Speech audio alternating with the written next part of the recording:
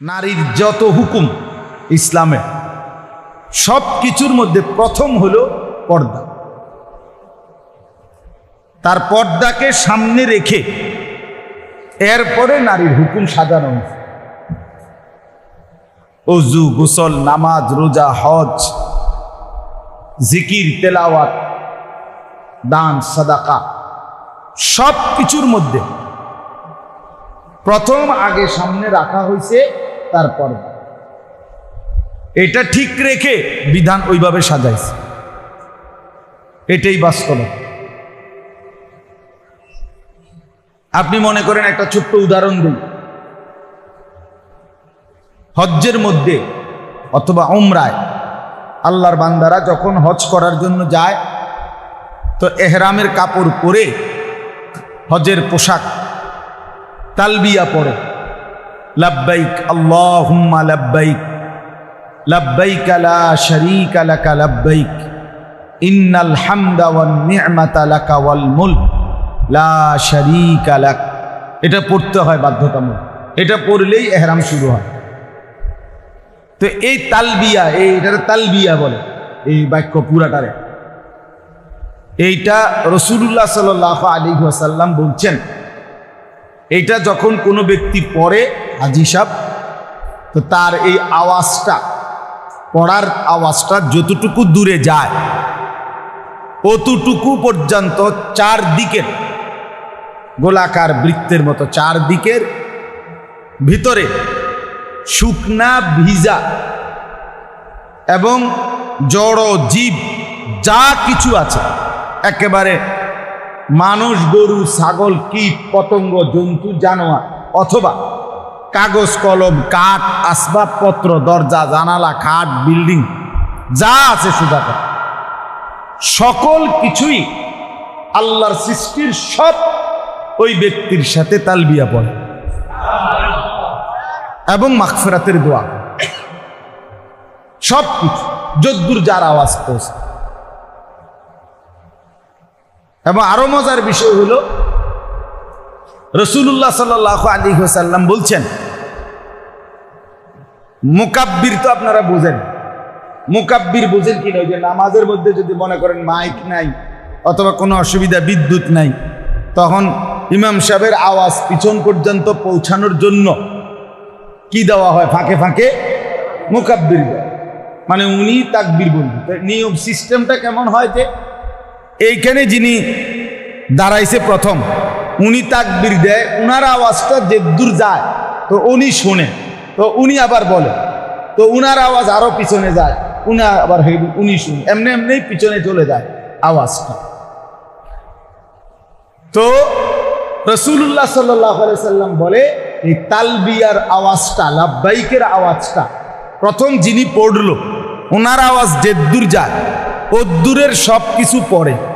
এবার ওদের থেকে শুই না, ওদের আওয়াজটা আবার যে দূর যায় এবার ওরা পড়ে, আবার ওদের আওয়াজ ওই প্রাণীর আওয়াজ যে দূর যায় এবার ওরা আবার পড়ে।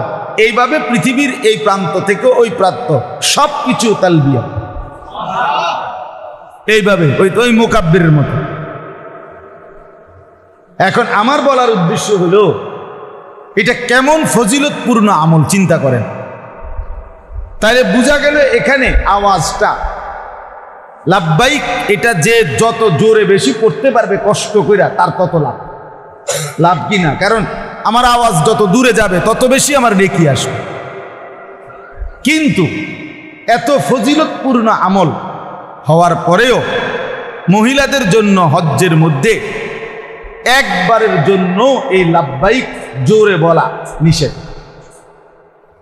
সে পড়বে আস্তে আস্তে। প্রশ্ন হলো কেন? তারপর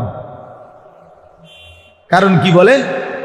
তার পর্দা, তার পর্দার খেলাফ হবে, অর্থাৎ তার আওয়াজ, সাউতুল মারআতি হিজাবুন, নারীর গলার আওয়াজ এটাও হিজাব, এটাও পর্দা।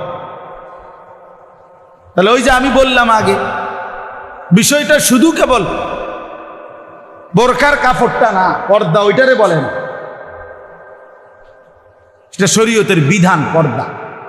কোথায় কোথায় তাকে পর্দা করতে হয়, কিভাবে এটা জেনে নেওয়া, বুঝে নেওয়া বিস্তারিত তার জন্য বাধ্যতামূলক। তাইলে বোঝা গেল, দেখেন নারীর জন্য আগে হলো পর্দা, তারপরে শরীয়তের হুকুম সাজাইছে। এই হজ্জেরই আরেকটা উদাহরণ, সাফা মারওয়া দুইটা পাহাড়ের এই পাশ থেকে ওই পারে হজ্জের মধ্যে যাইতে হয়, হাঁটতে হয়। এখানে এই পাহাড় থেকে হাঁটা শুরু করে ওই পাহাড়, এখানে সাফা ওইখানে মারওয়া, দুইটা পাহাড়ের নাম। এটা হজ্জের অংশ, উমরার অংশ। হজ্জের মধ্যে এই সাফা মারওয়া সাই করা ওয়াজিব, করতেই হবে। তাইলে এটার মাঝখানে একটা জায়গা আছে, ওই দেখেন এখানে এরকম একটা চিহ্ন আছে, ওই দরজাটার উপরে একটা সবুজ বাতির মতো জ্বলতেছে। ওইখানে একটা জায়গা আছে, নির্দিষ্ট এরিয়া, ওইখানে সবুজ বাতি জ্বলে। এই দুই পাহাড়ের মাঝামাঝি জায়গাটার মধ্যে এইটুকু জায়গা, যেটুকু জায়গায় সবুজ বাতি জ্বলে, এইটুকু জায়গার নিয়ম হলো পুরুষদের জন্য এইটুকু জায়গা দৌড়াইয়া একটু দ্রুত দৌড়িয়ে পার হইতে হয়। এখনো এটাই নিয়ম, আমরা এভাবেই করি। কেন দৌড়াইতে হয়? ওই যে হাজেরা আলাইহিস সালাম ওনার ছেলে ইসমাইলের পানির সন্ধানে এই পাহাড় থেকে ওই পাহাড়ে দৌড়াইছিলেন, খুঁজছিলেন। আর নিচে এই জায়গাটা একটু নিচা ছিল, এইটুকু জায়গায় যখন উনি পার হইতেছিলেন তখন ওই পাহাড়ের ছেলেটাকে দেখা যায় না, দেখা দৌড়াইয়া পার হয়েছে। তো ওই স্মৃতিটাকে আল্লাহ তাআলা ধরে রাখার জন্য হজ্জের মধ্যে এই হুকুমটা দিচ্ছেন যে এইখানে এইটুকু জায়গা দৌড়তে হবে হাজেরার স্মৃতি হিসাবে। এখন স্বাভাবিক যুক্তির কথা হলো, প্রথম যিনি দৌড়াইছেন এই জায়গাটাতে সেটা মহিলা, তাহলে এখনো দৌড়াইবে ওই জায়গাটার মধ্যে কারা? মহিলা দৌড়াবে। পুরুষ দৌড়াবে কেন? পুরুষ তো আর প্রথমবার দৌড়ায় নাই। কিন্তু শরীয়তের বিধান হলো আপনার আকল না, আপনার বুদ্ধি, আপনার বিবেকে ধরতেই হবে, আপনার ব্রেনে ধরতেই হবে। এটা আমার বুঝে আসতেছে না, না এই কথা শরীয়ত বলে না। আপনার বুঝ নিয়ে ইসলাম সাজে নাই। আমার আপনার আকল আর দিমাগ দিয়ে কি হয় নাই, ইসলাম সিদ্ধান্ত হয় নাই। তো আল্লাহ তাআলার বিধান হলো, এখন শরীয়তের বিধান হলো এটুকু জায়গা পুরুষরা দৌড়াবে, নারী দৌড়াবেন। অথচ যুক্তি বলে উচিত ছিল নারী দৌড়াবে। কিন্তু কেন দৌড়াবে না? নারী দৌড়াবে না, এতে তার পর্দার খেলাফ। এই মহিলা দৌড়াবে আর বাকি পুরুষরা তামসা দেখবে, পর্দার খেলাফ হবে, তার পর্দা নষ্ট হবে এতে। তাইলে কি বোঝা গেল? এরকম অসংখ্য উদাহরণ। কেন একজন নারী ইমামতি করতে পারে না? কেন একজন নারীকে মুয়াজ্জিন আজান দিতে দেওয়া হয় না? অথচ সব মানুষ চেষ্টা করে মুয়াজ্জিন কিংবা ইমাম যাই নিয়োগ দেয়, কণ্ঠটা যার একটু সুন্দর তারই ইমাম মুয়াজ্জিন নিয়োগ দেয়। বিশেষ করে মুয়াজ্জিন সবাই চেষ্টা করে কণ্ঠ সুন্দর হলে আজানটা শুনতে ভালো লাগে। স্বাভাবিকভাবেই সৃষ্টিগতভাবে পুরুষের চাইতে নারীর কণ্ঠ সুন্দর। তাহলে যুক্তির বিচারে সবাই যেহেতু সুন্দর কণ্ঠই তালাশ করে, তো মহিলারাই মুয়াজ্জিন হওয়া উচিত। কথা বুঝছেন না? এবং এটা আহামরি কোনো চিল্লানেরও কোনো কিছু না। মাইকে আজান দিব, মাইকেই তো আওয়াজটা পৌঁছাইব, যদি এমন না হয় আর তো না, সামনে বার ঠিক হয়ে যাবে, ঠিক হয়ে যাবে না চলেন। তো বলতেছিলাম নারী আজান দেও না, নারী ইমামতি করে না, সর্বকিছুতে মূল মাসআলা হলো নারীর পদ। নারীর কি বলেন? রাসূলুল্লাহ সাল্লাল্লাহু আলাইহি ওয়াসাল্লাম বলছেন, নবীজির জামানায় মহিলারা মসজিদে নববীতে জামাতে শামিল হতেন। তো আল্লাহ নবী সাল্লাল্লাহু আলাইহি ওয়াসাল্লাম বলছে, খায়রু সুফুফিন নিসাই আখিরুহা। মহিলাদের জন্য সর্বোত্তম কাতার হলো একদম পিছনের কাতার। কেন? পর্দা। সে আগে আসলো, তাকে দাঁড়াইতে হবে কোথায়? পিছন। কেন? তার পর্দা, তার পর্দা। পরবর্তীতে আল্লাহ নবী সাল্লাল্লাহু আলাইহি সাল্লাম মহিলা সাহাবী জিজ্ঞেস করছে, ইয়া রাসূলুল্লাহ সাল্লাল্লাহু আলাইহি ওয়াসাল্লাম, মসজিদে নববীতে আপনার সাথে মসজিদে আইসা নামাজ পড়া এটা আমার জন্য উত্তম, নাকি আমার ঘরে আমি নামাজ পড়া আমার জন্য উত্তম? আল্লাহ নবী সাল্লাল্লাহু আলাইহি সাল্লাম বলেন, তোমার ঘরের সবচেয়ে ভিতরের যেই কামরা, ওইখানে গিয়ে নামাজ পড়া তোমার জন্য উত্তম। অথচ এখানে রাসূলুল্লাহ সাল্লাল্লাহু আলাইহি সাল্লামের সাথে দাঁড়াবার কথা, মানে মসজিদে নববীর সাথে বলতে মানে এই জামাতে, তার চাইতে উত্তম তোমার ঘরের ফি কাআরি বাইতিহা, তার ঘরের মূল যে কুঠুরি, যেখানে একদম পিছনে ভিতরে, সেখানে পড়া উত্তম। কেন বলেন? কেন? কেন বলেন না? এরকম অনেক উদাহরণ আপনাকে দেওয়া যাবে। সব কিছুর মূলে নারীর সমস্ত হুকুম পর্দা। মাসালা হলো কুরবানির প্রাণী যখন জবাই করে, উত্তম হলো শরীয়তের চাওয়া হলো যাদের কোরবানি হচ্ছে, অর্থাৎ এই গরুটা দিয়ে যাদের ওয়াজিব আদায় করা হয়, যে 7 জনের মনে করেন বা যেই 2 জনের যার, তারা এখানে উপস্থিত থাকা, সামনে থাকা জবাইয়ের সময়, এটাই উত্তম। কিন্তু নারী, তার জন্য এটা নিষেধ। কেন? তারপর এই সব কিছুতে নারীর ক্ষেত্রে মাসআলা। তারপর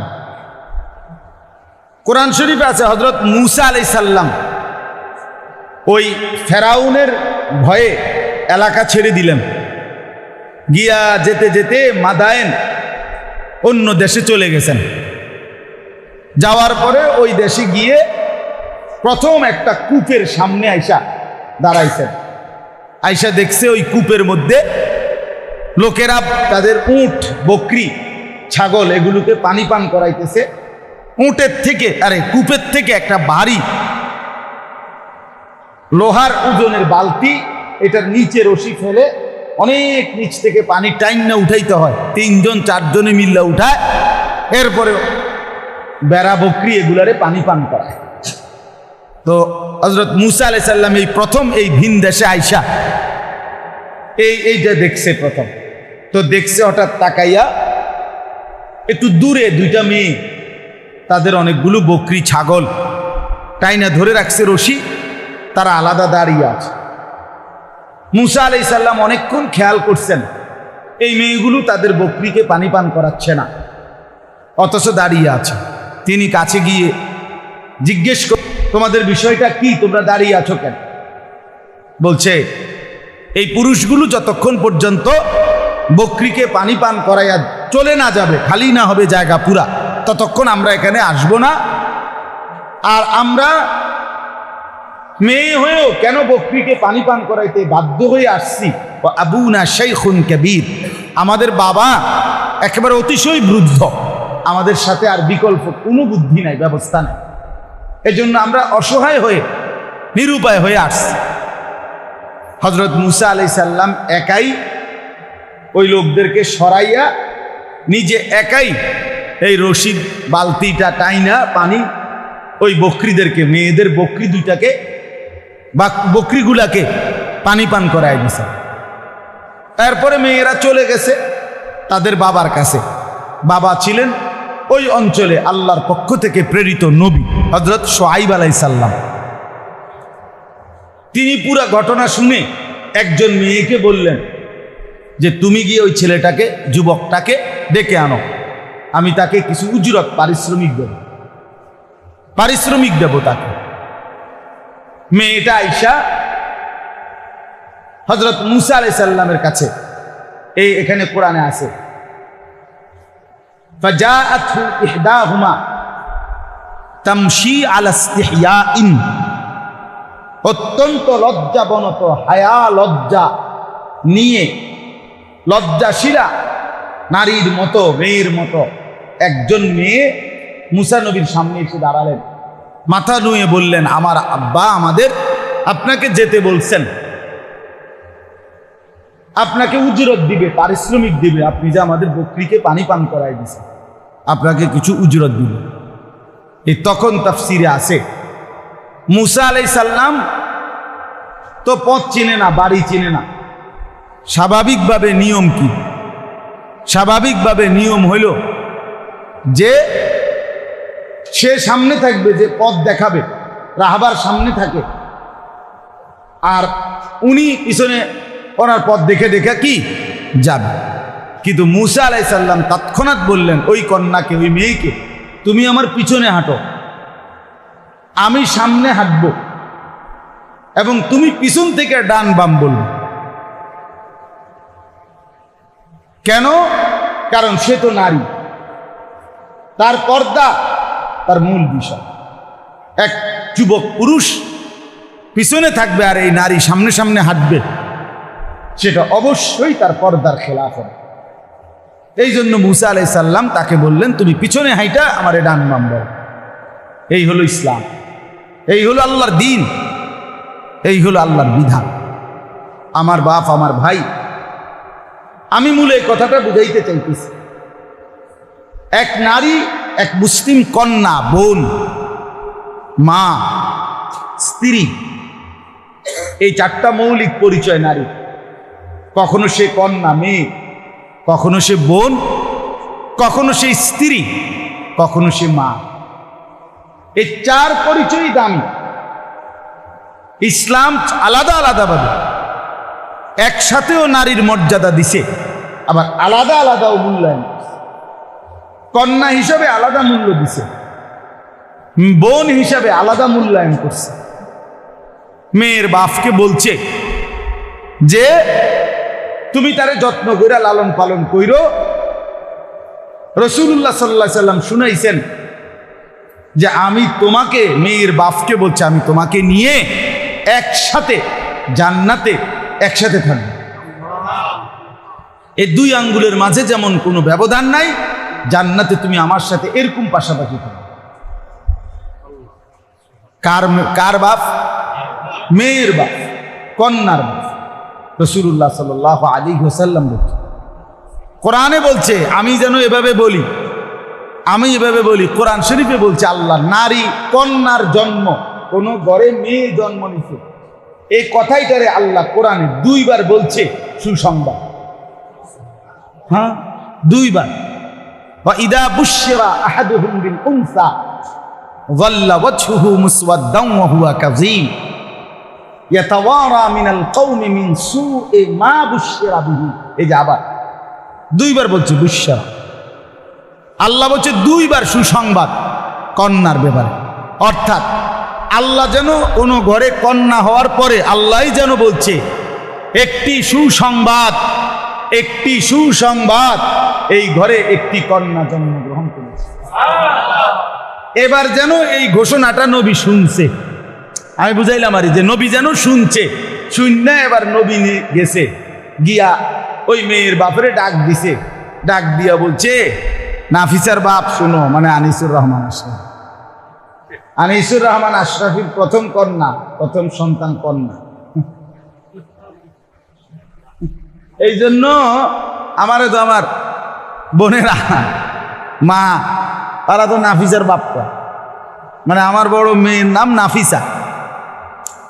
তাহলে রাসূলুল্লাহ সাল্লাল্লাহু আলাইহি সাল্লাম যেন বললেন, নাফিসার বাপ শোনো, তুমি তারে যত্ন কইরো, আদর সোহাগ কইরো, যথাযথ যত্ন নিয়ে, আখলাক চরিত্র দিয়ে, তার পর্দা দিন শরীয়ত ঠিক করে, তার উত্তম আখলাকে গড়ে একজন সৎ পাত্র ছেলের হাতে তুলে দিও। ইজা খাতাবা ইলাইকুম মান তারদাউনা দীনাহু ওয়া খুলুকাহু ফাযাওবিজুহু।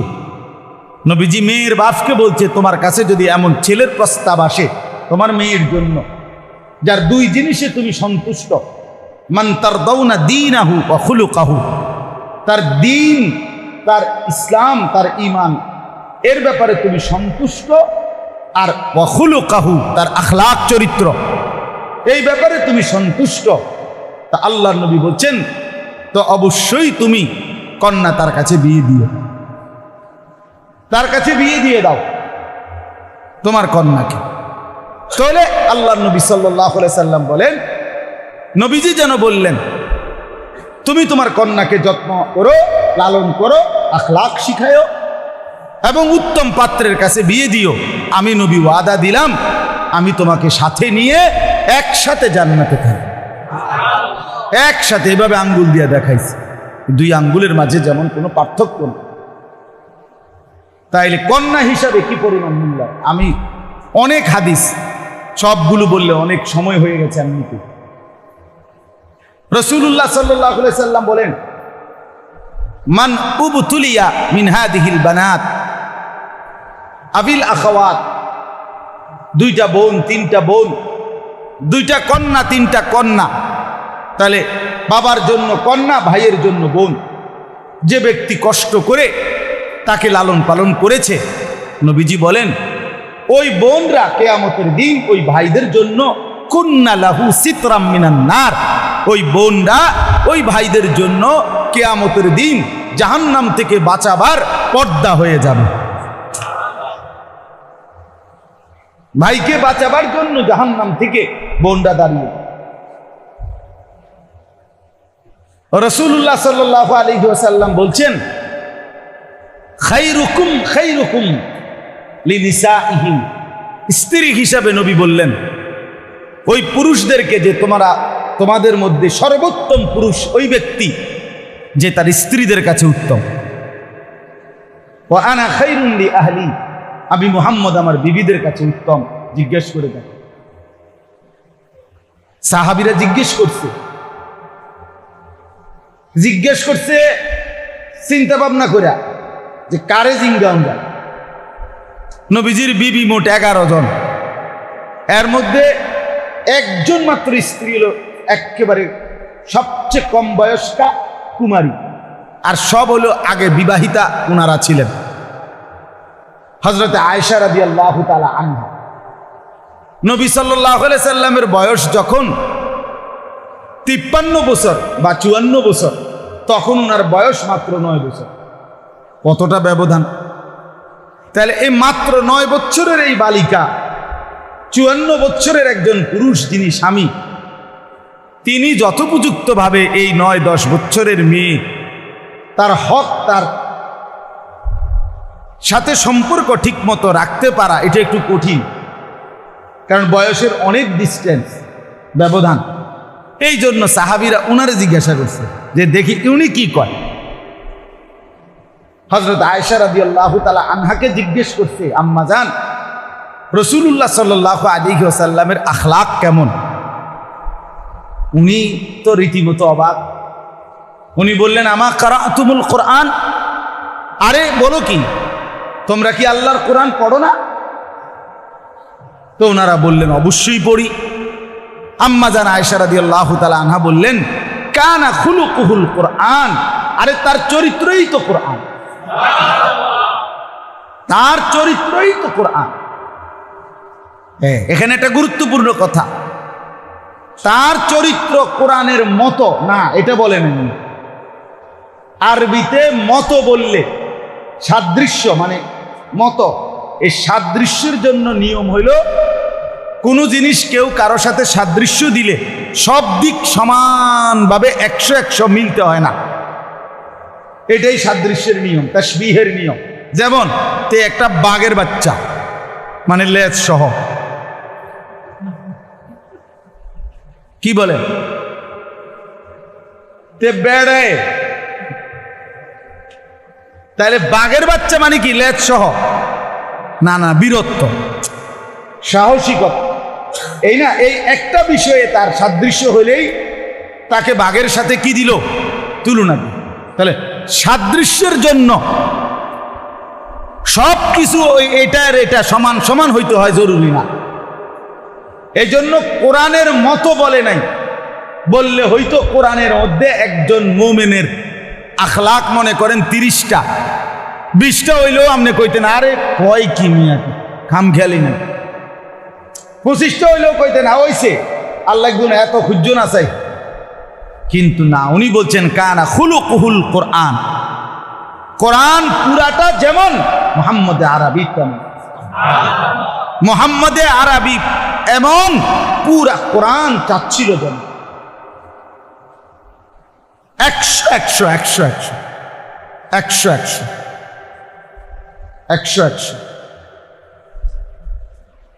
হাকিমুল ইসলাম কারি মোহাম্মদ ওই ছেলে দেখেন হেতে মোবাইল লইয়া এত ব্যস্ত, ওটা হুত্তালাস না পিছন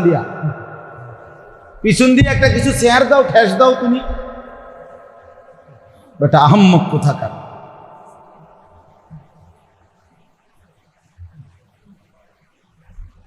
মানে সে এটা নিয়ে এত পরিমাণ ব্যস্ত হচ্ছে, কোনোভাবে হেতে সুবিধা মতো এটা উঠতে আসে না। কেমনে উঠাইলে এটা পজিশন হইব এইটাই হে বুঝতে আসে না। আমাদের দেশের ছেলে পেলেদের মতো কোন ডিজাইনে চুল কাটলে তার কাছে সুন্দর লাগে হে নিজে কোথায়। এই জন্য বছরে 5-6 আইটেমের চুল বদলাইছে, মানে নিজের কাছেই নিজের ভাল লাগে। আমার এক মুসল্লি বিশ্বাস করে, মিথ্যা কথা না, সে আমারে কইছে হুজুর আমি ছবি উড়াইয়া দেখছি, ফটো উড়াইয়া আমি চাইয়া আমার ফটো দেখলাম, আমার কাছে আমার চোরের মতো লাগে। হে মেয়ে আমার বাচ্চা আছে, তোর কাছে মোবাইল নাম্বার নেন বলে আপনি কইছেন নিয়ে কথা।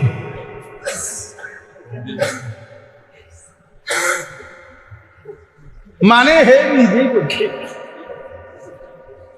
হাই যুবক, হাই নওজোয়ান, আত্মসম্মান বোধ যার আছে, আত্মমর্যাদা যার আছে, সে এত রং ধরে না। এটা মনে রাখা দরকার ভাইয়া। স্কুল পড়ুয়া, কলেজ পড়ুয়া অনেক ভাই দোস্ত নিজেরও অনেক বুদ্ধিমান মনে করে, চালাক মনে করে। 2-4 লাইন ইংরেজি পৃষ্ঠা পড়ে সে মনে করে অনেক কিছু বুঝে। হুজুররা তেমন কিছু জানে না। তোমার দৃষ্টিতে হতে পারে হুজুররা অনেক কিছু জানে না, আমরাও মেনে নিলাম জানি না। তো এতটুকু জানি যে বারবার যে রং বদলায়, সাজ বদলায়, নিজের চলন বলন বদলায়, এটা আত্মসম্মান আত্মমর্যাদা পূর্ণ ব্যক্তির পরিচয় হইতে পারে না। এটা কিছুটা অপ্রকৃতিস্থ ব্যক্তি, কিছুটা মানসিক ভারসাম্য কম এমন ব্যক্তির পরিচয়, যে নিজেই বুঝতে পারে না কি ডান দিকে চুল বড় রাখলে আমারে সুন্দর হয়, এই মাসে এটাই মনে হয়েছিল, পরের মাসে আবার হেদিকে বাড়াইলে মনে হয়। তো তাহলে কি বোঝা গেল? তোমার নিজের সৌন্দর্যের উপরেই তো তোমার। তাহলে যারা একটু প্রতিবন্ধী, মানসিক ভারসাম্যহীন, আপনি তাদের দিকে দেখেন তারা কি করে। কখনো লুঙ্গিটা পরে, কখনো এটা খুলালায়, কখনো মাথাতে একটা কিছু দিল, আবার এটা খুলালায়, এরম করে না? তো তাইলে এই তো এলোমেলো বিষয়। এই জন্য আমাদের ধর্ম ইসলাম, আমাদের আল্লাহ, আমাদের আখেরাত, আমাদের রসুল সব কিছু আমাদের জন্য নির্ধারণ করে দিয়েছে। কোরআনে আছে ফাকিম ওয়াজহাকা লিদ্দীন হানিফা। আল্লাহ কোরআনে বলছে প্রত্যেকটা পুরুষ, প্রত্যেকটা মুমিন পুরুষ নারীকে আল্লাহ বলছে প্রত্যেকেই একনিষ্ঠভাবে আমার দ্বীনের উপরে পুরা চেহারা, পুরা দিল দিমাগ এদিকে ফিরাইয়া রাখো আমার দ্বীনের দিকে। আকিম ওয়াজহাকা, তোমার চেহারাকে প্রতিষ্ঠিত রাখো লিদ্দীনে হানিফা, একনিষ্ঠভাবে দ্বীনের দিকে। ফিতরাতাল্লাহিল্লাতী ফাতারান নাসা আলাইহা। আল্লাহ বলেন সৃষ্টিগতভাবেই আমি আল্লাহ তাআলা আল্লাহকে মানার, আখিরাতকে মানার, আমার হুকুম মানার সৃষ্টিগত যোগ্যতা দিয়েই আমি আল্লাহ তাআলা মানুষকে সৃষ্টি করেছি। সেই যোগ্যতা কশ্চিন কালেও হারায় না, মুছে যায় না। প্রত্যেক মানুষের ভিতরে, জওয়ান, বুড়ো, নারী, পুরুষ, প্রত্যেকের ভিতরে আল্লাহকে মানার, খোদার কসম, সৃষ্টিগত যোগ্যতা। লা তাবদীল, এরপর আবার কইছেন লা তাবদীল লিখালকিল্লাহ। এই শোনো, আবার কইতেছি, আমার সৃষ্টির মধ্যে এই যে নিয়ম, যে সৃষ্টিগত যোগ্যতা প্রত্যেককে দিছি মানার, এটা কখনোই পরিবর্তন হবে না। আবার কইতে আবার কয় যে আচ্ছা শোনো আবারও কই যালিকা দ্বীনুল কাইয়্যিম, এটা কিন্তু চূড়ান্ত বিধান, নড়চড় হবে না। এই জন্য যদি কেউ আটলান্টিক মহাসাগরের তলদেশেও চলে যাও কিংবা হিমালয়ের পর্বত শৃঙ্গ পৌঁছে যাও, আল্লাহ বলেন আমি যে প্রত্যেকের ভিতরে সৃষ্টিতে জন্মলগ্নেই আমাকে মানার যোগ্যতা দিছিলাম, এটা কখনোই তার থেকে সরে যায় না। কোনো বাবার খামখেয়ালি, পরিবেশের গাফলতি, বন্ধুদের আড্ডা অথবা অসৎ সংস্পর্শের কারণে ওইটার উপরে বালি পড়ে যায়, ওইটার উপরে কি পড়ে যায়, ধুলাবালি পড়ে যায়। আবার যদি কখনো কোনো মুবারক স্পর্শ, কোন আল্লাহর প্রিয় বান্দা অথবা কোনো নেক কারো সান্নিধ্য লাগে, তো সেটা ধুয়ে মুছে সাফ হয়ে সে আবার আল্লাহওয়ালা হয়ে যায়। এই জন্য